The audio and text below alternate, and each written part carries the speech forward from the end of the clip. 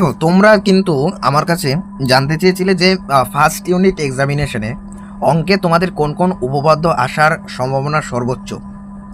আমি তোমাদের প্রথমেই বলি যে তোমাদের ফার্স্ট ইউনিটে বা ফার্স্ট সেমিস্টার ফার্স্ট সামেটিভে উপপাদ্য সংখ্যা কিন্তু সীমিত, অর্থাৎ 7টা উপপাদ্য কিন্তু তোমাদের রয়েছে।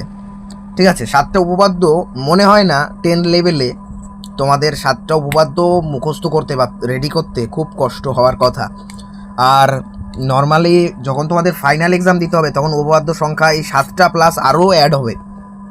সেই জন্য আমার যেটা মনে হয় তোমাদের সবকটা উপপাদ্য ভালোভাবে রেডি করা উচিত। ঠিক আছে, এবার হয়তো এরকম হতে পারে যে তোমরা ফার্স্ট ইউনিটে বা ফার্স্ট সামেটিভে উপপাদ্যটা ভালো করে রেডি করতে পারো নি। ঠিক আছে, যেহেতু রেডি করতে পারো নি বা এটা প্রতিশ্রুতি নাও যে না আমরা সেকেন্ড সামেটিভে ভালোভাবে উপপাদ্য রেডি করবো এবং টেস্ট এক্সামিনেশনে সবকটা উপপাদ্য রেডি করব, প্রয়োগ রেডি করব ভালোভাবে, এবং এই যে উপপাদ্য যেগুলো এবারে আমরা করতে পারলাম না সেগুলো ঠিক করে ফেলবো, তাহলে আমি অবশ্যই আজকে তোমাদের যে উপপাদ্য কটা দেখাতে চলেছে এই উপপাদ্যের বাইরে থেকে কোশ্চেন তোমাদের আসবে না, এটা আমি গ্যারেন্টি দিতে পারি। অর্থাৎ তোমাদের বইয়ে কটা উপপাদ্য রয়েছে বলো তো, মানে ফার্স্ট সামেটিভে তোমাদের কিন্তু উপপাদ্য রয়েছে 7টা। ঠিক আছে, 7টা উপপাদ্য রয়েছে। এই 7টা উপপাদ্যের ভেতর থেকে আমি তোমাদের আজকে উপপাদ্য দেখাবো কটা বলো তো, উপপাদ্য দেখাবো মাত্র 4টে। এই 7টার ভেতর থেকে 4টে উপপাদ্য আমি দেখাবো। 4টে উপপাদ্যর ভেতর থেকে তুমি 2টো উপপাদ্যই কমন পাওয়ার চান্সেস রাখতে পারো। অর্থাৎ তোমাদের দেবে কটা কোশ্চেন বলো তো, দেবে কিন্তু 2টো কোশ্চেন। ঠিক আছে, এই 2টো কোশ্চেনের ভেতর থেকে তোমাদের আনসার করতে হবে একটা। ঠিক আছে, তাহলে তোমরা মার্কস পেয়ে যাবে। 2টোর ভেতর থেকে অর আকারে থাকবে, লিখতে হবে একটা, তাহলে তোমরা মার্কস পেয়ে যাবে। এবার আমি 4টে দেখাচ্ছি, এই 4টের ভেতর থেকে 2টো কোশ্চেন চলে আসতে পারে, আর যদি না আসে কমসে কম একটা কোশ্চেন তো আসবেই। আর যদি তাও না আসে তাহলে তোমাদের ব্যাড লাক, কিছু করার নেই। কারণ যদি বলো ফার্স্ট সামেটিভে ইম্পর্টেন্ট উপপাদ্য যদি থেকে থাকে তাহলে এই কটাই এর ভেতর থেকেই আসবে। ঠিক আছে, আর না আসলে কিছু করার নেই, যেহেতু তোমরা রেডি করো নি। তবে আমি এখনও বলছি, যারা ভালোভাবে রেজাল্ট করে মানে ভালো মার্কস করবে ভাবছো, তারা এই 4টে উপপাদ্য পড়ে চলে যাবে এমন কিন্তু ভেবো না, সব কটাই পড়ে যাও। ঠিক আছে, তো চলো আর সময় নষ্ট না করে সরাসরি উপপাদ্যগুলো দেখে নেওয়া যাক। দেখো, মোস্ট ইম্পর্টেন্ট প্রথম উপপাদ্য যেটা রয়েছে সেটা এই যে উপপাদ্যটা, এই উপপাদ্যটা সব থেকে ইম্পর্টেন্ট উপপাদ্য তোমাদের এবারের কোশ্চেন, এবারে যে ফার্স্ট সামেটিভ এক্সামিনেশন তার জন্য। দেখতে পাচ্ছ পুরো উপপাদ্যটা আমি কিন্তু এখানে তোমাদের এনে দিয়েছি। এই যে উপপাদ্যটা, এই পুরো উপপাদ্যটা দেখে নাও, 38-এর উপপাদ্য, 38-এর দাগের উপপাদ্য এটা কিন্তু দেখে নাও। এখানেই কিন্তু পুরো ফার্স্ট থেকে লাস্ট পর্যন্ত উপপাদ্যটা আমি দিয়ে দিয়েছি। ঠিক আছে, দেখে নিও, এখান থেকে স্ক্রিনশট করে নিতে পারো, অথবা বইতেও তোমরা এটা দাগ দিয়ে নিতে পারো। এটা আমি স্টার মেরে রাখছি। ঠিক আছে, এটাকে আমি 5 স্টার মারলাম। ঠিক আছে, খুব ইম্পর্ট্যান্ট একটা উপপাদ্য, তো তাই 5 স্টার মেরে রাখলাম। এটা ভালোভাবে রেডি করো।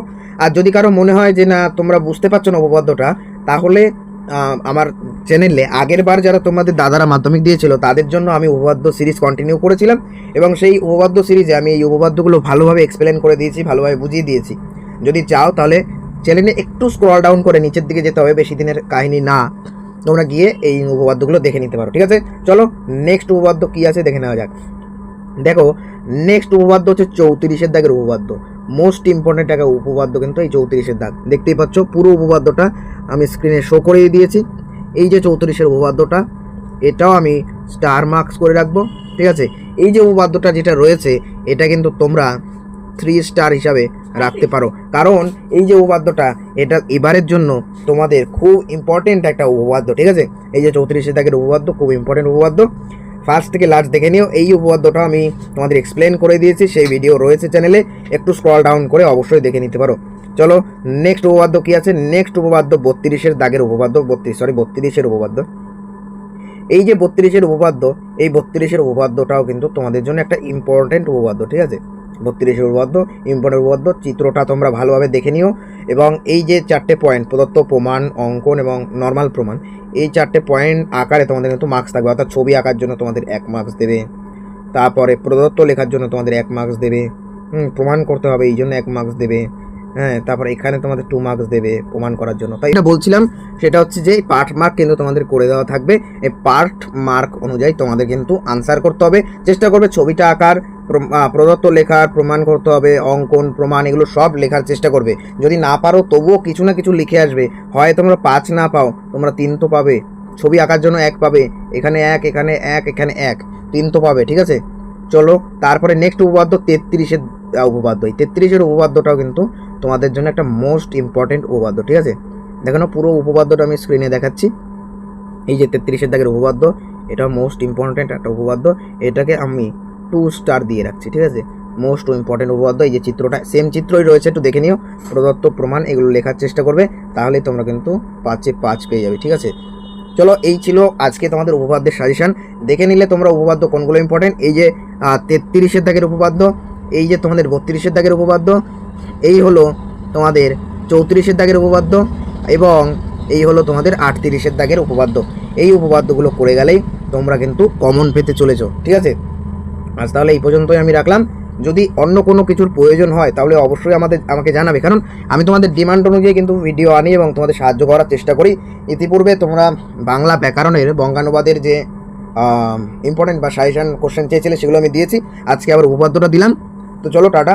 এটা কিন্তু হেল্পফুল ভিডিও, বন্ধুদের কাছে শেয়ার করে দাও, কারণ যে স্কুলে তুমি দেখো না কেন এই উপপাদ্যের ভেতর থেকে আসার চান্স তোমার প্রবল, ঠিক আছে? চলো, টাটা।